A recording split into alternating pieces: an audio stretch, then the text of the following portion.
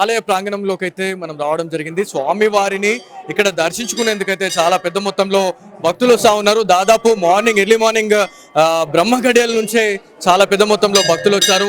ఒకసారి queue line చూస్తే అసలు ఆ శివుని దర్శించుకోవాలి.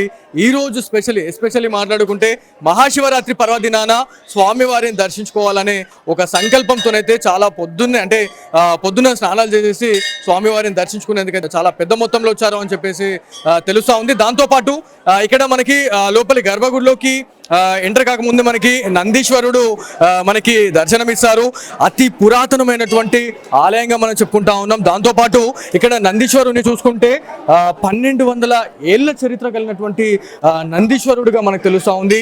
స్వామివారిని ఇక్కడ దర్శించుకున్న తర్వాతనే వాళ్ళు ఎవరైతే భక్తులు వచ్చే వాళ్ళు ఎవరైతే ఉన్నారో వాళ్ళు గర్భగుడిలోకి వెళ్ళి స్వామివారికి ఏదైతే పంచామృత అభిషేకం కావచ్చు, దాంతోపాటు ఒక చెంబెడు నీళ్లు పోస్తే చాలు పులకరించిపోతాడు శివయ్య అని చెప్పేసి మనం మాట్లాడుకుంటా ఉన్నాము. దాని తర్వాత ఈ క్యూ లైన్ అనేది పూర్తి ఇక్కడ మనకి గర్భగుడికి అయితే అటాచ్ చేయబడి ఉంది. అక్కడ మనకి ఈ క్యూ లైన్ వెళ్ళిన తర్వాత దాదాపు అక్కడ మనకి వినాయకుని ఒక విగ్రహం అయితే ఉంది. అక్కడ ఒక చిన్న గుడి లాంటిది అయితే ఉంది. అక్కడ స్వామివారిని దర్శించుకున్న తర్వాతనే, ఎందుకంటే ప్రథమ దైవంగా మనము గణనాథుని మనము పూజిస్తూ ఉంటాము. సో స్వామివారిని దర్శించే ముందు ఖచ్చితంగా వినాయకుని దర్శించిన తర్వాతనే లోపలికి అంటే వాళ్ళ తండ్రి దగ్గరికి వెళ్ళి మనము దర్శించుకునే పరిస్థితి అయితే ఉంటుంది.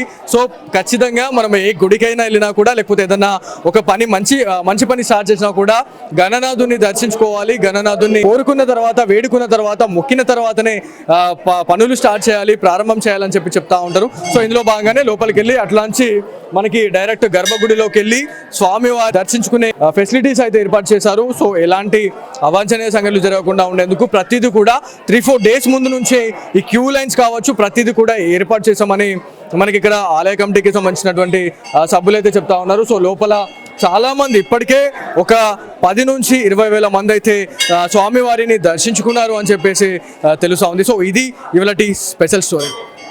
పురాతన దేవాలయమైనటువంటి శంభుని గర్భగుడిలోకి అయితే మనం రావడం జరిగింది. 1200 ఏళ్ల చరిత్ర కలిగినటువంటి ఈ ఆలయాన్ని దర్శించుకోవడం వల్ల చాలా మంచి పుణ్య ఫలితాలు లభిస్తాయి అనేది భక్తుల ప్రకటన. దీంట్లో ఏదైతే స్వయంభూ శివలింగాన్ని దర్శించుకోవడం, అది కూడా మహాశివరాత్రి పర్వదినాన ఈ శివలింగాన్ని దర్శించుకుంటే మాత్రం ఏదైతే మనము చేసుకున్నటువంటి పాపాలు తొలగిపోయి మనం పునీతులు అవుతాం అని చెప్పేసి మనకి వేద పండితులు అయితే చెప్తా ఉన్నారు. మీకు గర్భగుడిలో అయితే మనం ఉన్నాము. ఇక్కడ స్వామివారి స్వయంభూ శివలింగం అని చెప్పుకోవాలి. 1200 ఏళ్ల చరిత్ర కలిగినటువంటి ఆలయంగా మనం చెప్పుకుంటా ఉన్నాము. ఏదైతే ఓం నమ శివాయ అనే పంచాక్షరి నామంతోనైతే ఈ 2 తెలుగు రాష్ట్రాల్లో అయితే పూర్తిగా నామస్మరణతో అయితే మారుమోగిపోతున్నాయని చెప్పుకోవాలి. సో చూడొచ్చు ఒక్కసారి, అంటే పంచామృత అభిషేకం కావచ్చు, దాంతోపాటు అతి ప్రీతికరమైనటువంటి ఏదైతే బిల్వార్చన కావచ్చు ప్రతిదీ కూడా ఇక్కడ చేస్తా ఉన్నారు అని చెప్పి తెలుస్తా ఉంది. చెంబెడు నీళ్లు పోస్తే చాలు పులకరించిపోతాడు బోలాశంకరుడు అని చెప్పి చెప్తా ఉన్నాము. ఏదైతే పాలాభిషేకం ప్రతిదీ కూడా పంచామృతాభిషేకంతో పూర్తిగా నిత్య పూజలు అయితే చేస్తా ఉన్నారు అనేది చెప్తా ఉన్నారు. సో ఇది మొత్తానికి ఈ రోజు నిజామాబాద్ జిల్లాలో ఎలాంటి పూజాది కార్యక్రమాలు చేస్తా ఉన్నారు. ప్రతి శైవ క్షేత్రాల్లో ఇవాళ హరహర మహాదేవ అనే శంభోజ నామస్మరణతోనైతే మారుమోగిపోతుందని చెప్పేసి చెప్పుకోవాలి. ఆలయ ప్రాంగణంలోకి అయితే మనం రావడం జరిగింది. స్వామివారిని ఇక్కడ దర్శించుకునేందుకైతే చాలా పెద్ద మొత్తంలో భక్తులు వస్తూ ఉన్నారు. దాదాపు ఎర్లీ మార్నింగ్ బ్రహ్మ గడియల నుంచే చాలా పెద్ద మొత్తంలో భక్తులు వచ్చారు. ఒకసారి క్యూ లైన్ చూస్తే అసలు ఆ శివుని దర్శించుకోవాలి. ఈ రోజు ఎస్పెషల్లీ మాట్లాడుకుంటే మహాశివరాత్రి పర్వదినాన స్వామివారిని దర్శించుకోవాలనే ఒక సంకల్పంతోనైతే చాలా పొద్దున్న స్నానాలు చేసేసి స్వామివారిని దర్శించుకునేందుకైతే చాలా పెద్ద మొత్తంలో వచ్చారు అని చెప్పేసి తెలుస్తా ఉంది. దాంతోపాటు ఇక్కడ మనకి లోపలి గర్భగుడిలోకి ఎంటర్ కాకముందు మనకి నందీశ్వరుడు మనకి దర్శనమిస్తారు. అతి పురాతనమైనటువంటి ఆలయంగా మనం చెప్పుకుంటా ఉన్నాం. దాంతోపాటు ఇక్కడ నందీశ్వరుని చూసుకుంటే 1200 ఏళ్ల చరిత్ర కలిగినటువంటి నందీశ్వరుడుగా మనకు తెలుస్తూ ఉంది.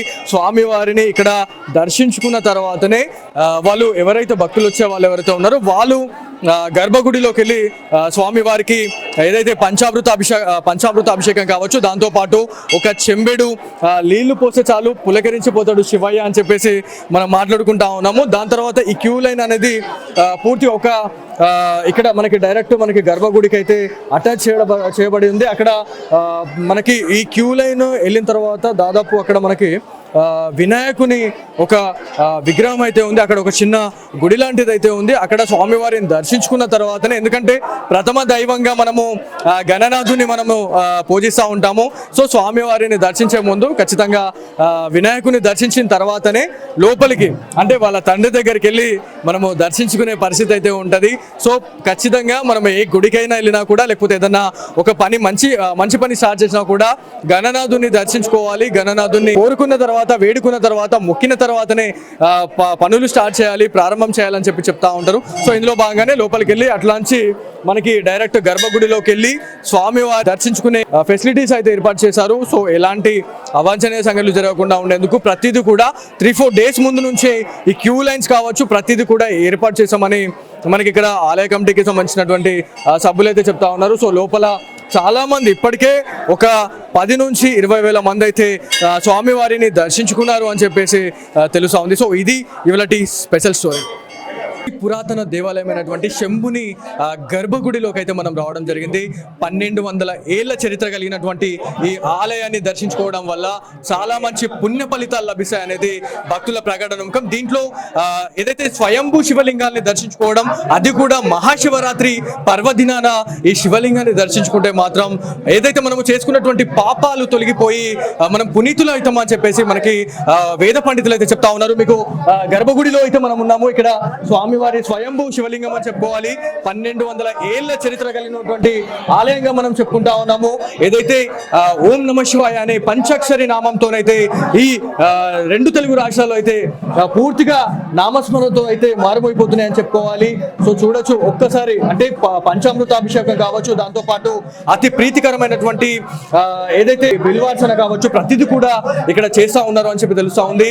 చెంబెడు నీళ్లు పోస్తే చాలు పులకరించిపోతాడు బోలాశంకరుడు అని చెప్పి చెప్తా ఉన్నాము.